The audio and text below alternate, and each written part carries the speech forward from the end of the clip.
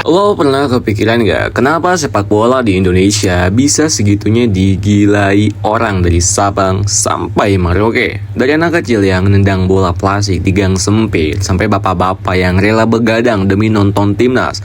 Semua kayak punya cinta yang gak bisa dijelasin sama si kulit bunda. Tapi biar lo makin paham, kenapa sih sepak bola tuh udah jadi agama kedua di negeri ini? Kita harus balik ke masa lalu nih, lebih tepatnya ke sejarah berdirinya PSSI atau Persatuan Sepak Bola Seluruh Indonesia. Organisasi yang dari dulu sampai sekarang mewakili wajah sepak bola kita di mata dunia. Oke, mari kita mulai dari zaman di mana Indonesia masih bernama Hindia Belanda. Tahun 1930, bangsa ini belum merdeka, tapi semangatnya buat ngelawan penjajah udah menggelegak di berbagai lini, termasuk sepak bola. Di era itu, sepak bola bukan sekedar hiburan, tapi juga alat perlawanan. Saat itu, kompetisi sepak bola di Hindia Belanda dikuasai oleh Nederlandse Indische Voetbalbond atau NIVB, organisasi sepak bola milik orang-orang Belanda. Klub-klub lokal boleh ikut main tapi nggak punya kuasa, nggak dihormatin dan jelas bukan jadi pusat perhatian, kayak jadi figuran doang di drama yang mereka sendiri nggak tulis naskahnya. Get it? Nah, karena dengan keadaan itu muncullah tokoh-tokoh nasionalis yang pengen sepak bola Indonesia berdiri di atas kaki sendiri.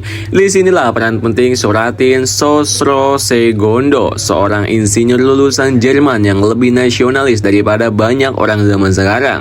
Soratin sadar sepak bola bisa jadi alat pemersatu bangsa, bisa jadi senjata buat ngumpulin massa dan penyebar semangat kebangsaan. Akhirnya pada 19 April 1930-an terbentuklah organisasi bernama Persatuan Sepak Bola Raga Seluruh Indonesia atau PSSI yang berletak di Yogyakarta. Keren kan? Di tengah tekanan kolonial, orang Indonesia udah berani nih bikin organisasi sendiri buat ngelola sepak bola. Dan gak main-main, niat mereka adalah bikin sepak bola jadi simbol perlawanan dan kebanggaan nasional. Setelah berdiri, PSSI langsung gerak cepat. Mereka nyatuin klub-klub lokal dari berbagai daerah. VIJ dari Jakarta, sekarang Persija, PSIM dari Yogyakarta, Persebaya, Persib dan lainnya. Ini bukan sekedar klub bola, tapi juga posko nasionalis yang bantu nyebarin semangat hati penjelajah lewat lapangan hijau.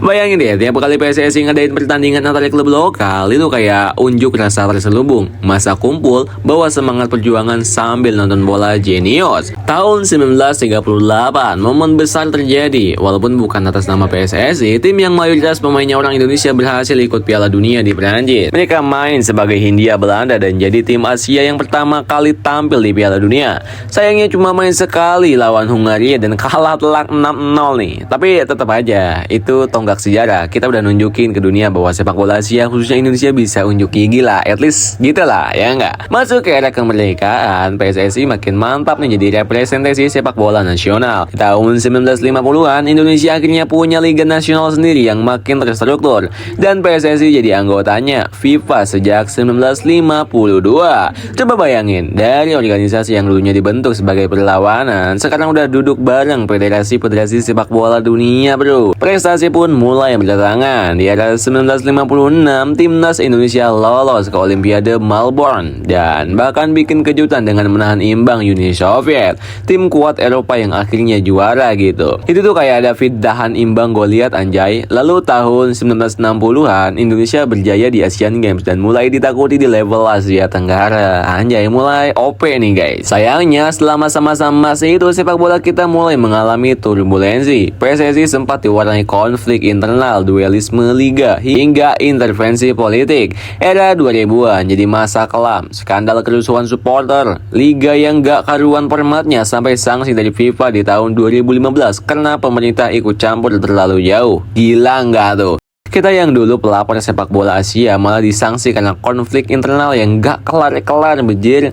Tapi hidup gak boleh nyerah, bro. Tahun 2016 setelah disangsi, PSSI mulai berbenah. Liga disatukan lagi, sistem pembinaan diperbaiki dan timnas mulai dikasih porsi perhatian lebih. Bibit-bibit muda kayak Egy Maulana Fikri, Marcelino Ferdinand sampai Ivan Jenner, Rafael Struwik mulai muncul dan bikin kita optimis nih. Di bawah komando ketua umum yang baru dan tim pelatih asing seperti Shin Taeyong dari Korea Selatan, perlahan timnas Indonesia mulai menunjukkan taringnya. Di Piala Asia 2023, kita lolos ke babak 16 besar untuk pertama kalinya di level SEA Games dan AFF. Meskipun belum angkat trofi, performa anak-anak Garuda mulai bikin mata Asia Tenggara melirik nih. Ya meskipun kebantai terus. Yang paling bikin haru, sekarang kita nggak cuma jadi penonton di benua sendiri. Indonesia resmi menjadi tuan rumah Piala Dunia U17 tahun 2023. Bukti bahwa dunia mulai percaya lagi sama kita. Stadion-stadion dibenahi, infrastruktur mulai naik kelas, dan supporter makin dewasa nih. Tapi perjuangan belum kelar. Sejarah PSSI bukan cuma soal masa lalu yang heroik, tapi juga cermin buat masa depan. Kita harus sadar kalau pengelola profesional, pembinaan usia dini, dan kompetisi yang sehat adalah kunci utamanya. Soalnya di orang modern sepak bola nggak bisa cuma model semangat nasionalisme doang nih. Harus ada sistem, harus ada keberanian buat lepas dari bayang-bayang masa lalu dan menatap ke depan. PSSI hari ini punya PR besar, membenahi kompetisi dari akar, membangun fasilitas yang merata, ngurangin drama internal, dan yang paling penting, menjaga kepercayaan rakyat Indonesia yang dari dulu udah dikasih cinta tak bersyarat ke sepak bola nasional. So, kalau lo nonton timnas main dan teriak Garuda di dadaku, lo sebenarnya lagi ngebawa sejarah panjang perjuangan bangsa. Dari lapangan berdebu di era penjajahan sampai stadion megah masa kini, semuanya lahir dari semangat. Kita bisa berdiri sendiri, kita bisa punya kebanggaan sendiri, dan semua itu nggak bakal mungkin tanpa satu nama, PSSI, rumah besar bagi sepak bola Indonesia.